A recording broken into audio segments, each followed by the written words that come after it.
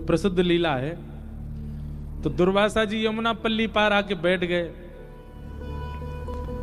सब गोपी गई ठाकुर जी के पास, बोले लाला, बोले हम भाई बताओ क्या बात है। बोले एक महात्मा आयो ब्रजमंडल में। ठाकुर जी बोले अच्छा कौन सा महात्मा। बोले दुर्वासा नाम है वाको। गोपी थे। ठाकुर जी बोले तो कहा काम है मोते, कहा काम बताओ। बोले हम सब उनको दर्शन करना चाहमे, हम सब उनको प्रणाम करना चाहमे। ठाकुर जी बोले भैया देखो ये दुर्वासा तो एक ही दुर्वा है, बाकी तो मैं तो पूरी दुर्वान को खान हूं, मुझे प्रणाम कर लो। सबसे बड़ा संत महात्मा तो मैं ही हूं। गोपी अरे तुम कौन सी संतन के चक्कर में पड़ी हो, मुझे प्रणाम कर लो चलो। अब गोपी बोली तुम्हें तो रोज ही कर ले, अब एक बार कृपा कर दो दुर्वासा जी के दर्शन करने। ठाकुर जी बोले कहां है दुर्वासा जी। बोले यमुना पल्ली पार। तो चली जाओ दर्शन कर आओ। बोले यमुना जी में बाढ़ आ रखी है, खूब जोर से जल भैरो, कैसे जाएं, डूब जाएंगी। ठाकुर जी बोले तो मैं कहा करूं, मेरी नाव तो छोटी सी है, वहां मैं ना बैठाऊंगा मैं तुम सबन ने, तुम ऐसी मोटी मोटी धाम धुल्ला सी बैठ जाओगी, डूब जाएगी मेरी नाव। नंद बाबा ने छोटी सी नाव बनाए के दइए मोह। ना लाला हम यूं कह रही हैं कि तू कह तो रे कि तू जय जय है, तू परमात्मा है, तू परमात्मा है, तूने कछु करके दिखा यमुना जी में हमारे काजे मार्ग प्रकट करवाए थे। ठाकुर जी बोले अच्छा तुझे बात है, मार्ग चाहिए यमुना जी थे। बोले हाँ। तो बोले काम करो। बोले कहा यमुना जी के तट पे जाओ और यमुना जी को जल अपने हाथ में लियो और यमुना जी को जल हाथ में लेकर के और यमुना जी से कहियो हे श्री यमुना मैया, यदि नंद नंदन योगेश्वर कृष्ण ये योगेश्वर हैं, ये योगियों के भी ईश्वर हैं, पर स्त्री को कभी स्वप्न में भी नहीं देखते, स्पर्श करना तो बहुत दूर की बात। यदि इन नियमों का पालन कृष्ण ने भली भांति किया हो तो आप हमको मार्ग प्रदान कर दो। गोपी सब बोली अच्छा और जो कल हमारे संग्रास विहार कर रहे वो। ठाकुर जी बोले देख मेरी बात तू जाके कहे यमुना मार्ग नहीं दे दे तो कहियो। सब गोपियां गई यमुना जी को जल हाथ में लेके बोली अगर नंद नंदन श्री कृष्ण पूर्ण योगेश्वर हैं, कभी किसी पर स्त्री का स्वप्न में भी चिंतन ना करते हो, तो हे यमुना जी हमको मार्ग दे दो। इतना कहते ही महाराज यमुना जी का जल एक तरफ रुक गया, आगे वाला बह गया, मार्ग प्रकट हो गया। गोपियां सब आश्चर्यचकित हो गई। ठाकुर जी दूर खड़े खड़े बोले कहो है ना योगेश्वर हम, बेमतलब पे हम पे तुमने सबन ने जो है का उल्टे सीधे बात बना रखी है। देखो पर स्त्री का चिंतन स्वप्न में भी नहीं करते, देखो यमुना जी ने मार्ग दे दिया। गोपी सब ठाकुर जी तो बोली लाला तू तो बड़ो कृपा हमको मार्ग, अब हम दुर्वासा जी पर जा रही हैं, कहाँ लेके जाएं। बोले बढ़िया 56 भोग बना के लेके जाओ ग्रंथ। सब गोपियां अपने घर से बढ़िया बढ़िया सामग्री लेकर के गई, पल्ली पार पहुंच गई, दुर्वासा जी के दर्शन किए, दुर्वासा जी को प्रणाम कियो। दुर्वासा जी हम सब ब्रज की गोपांगनाएं हैं, आपके दर्शन को आए। दुर्वासा जी बोले अच्छा आप क्या लेके आई हो। बोले हम सब सामग्री लाई, आपकी इच्छा हो तो हम प्रसाद, हम ब्रजवासियों में एक गुण बताएं आपको, ब्रजवासी और कुछ नहीं जानते, पवाना बहुत अच्छा जानते हैं। ब्रजवासी पवाते बहुत हैं। संतों में प्रसिद्धि है कि भाई ब्रज के ब्रजवासी पवा में बहुत जोर थे, बहुत बढ़िया पवा में चूल्हा चेताए के पवा देती, ये ब्रजवासियों का स्वरूप है।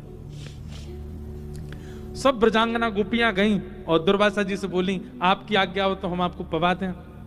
दुर्वासा जी बोले हाँ लाओ सामग्री लाओ। एक गोपी ने पत्तल रखी, पत्तल में पूड़ी धरे, सब्जी धरे, रायतो धरे, जो जो सामग्री लेके गई सब धरती जाए। दुर्वासा जी पत्तल की ओर देख रहे, बोले क्या कर रही हो लाली। बोले आपके लिए पत्तल सिद्ध कर रहे हैं। दुर्वासा जी बोले ये सब हटाओ, सामग्री पूरी पूरी धर दो सामने। पूड़ी की डलिया, सब्जी के बर्तन सब सामने धर दिए और दुर्वासा जी उठा में और उठा के सब डलिया की डलिया मुख में डाल लें। एक बार में महाराज मुख नहीं कुआं बन जाए और सब एक साथ ही उड़ेलते जाएं और प्रेम से पाते जाएं। गोपियां सब देख करके बोले बाबा सच में तपस्वी हैं। सबने दर्शन किए, दर्शन करके सब गोपी बोली बाबा यहाँ आवे के काजे हमने यमुना जी से प्रार्थना करी, लाला ने एक उपाय बतायो, सुबह से मार्ग मिल गयो, अब हम वापस जानो चाहमे, यमुना जी में बड़ी बाढ़ है, आप कोई उपाय बता दो, आप तो बड़े सिद्ध महात्मा हो, बताओ। एक क्षण में तो आप सबरी पत्तल की पत्तल कहा, डलिया की डलिया उड़ेल ली आपने मुंह में, हमारे काजे कछु उच्छिष्ट भी नहीं छोड़ो। अब यहां से वापस जावे को कछु आप उपाय बता दो, कोई मंत्र बताए दो।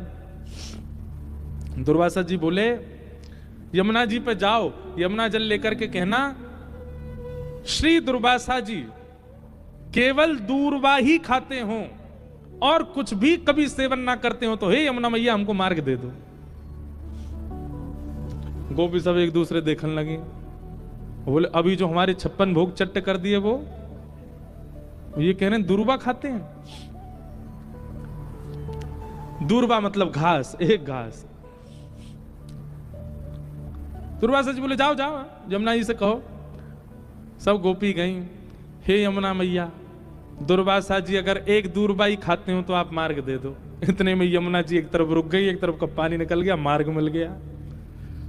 सब गोपियां उस पे पार हो गई, पर ताम्रवर्ण हो रहा था सबके मुखमंडल का।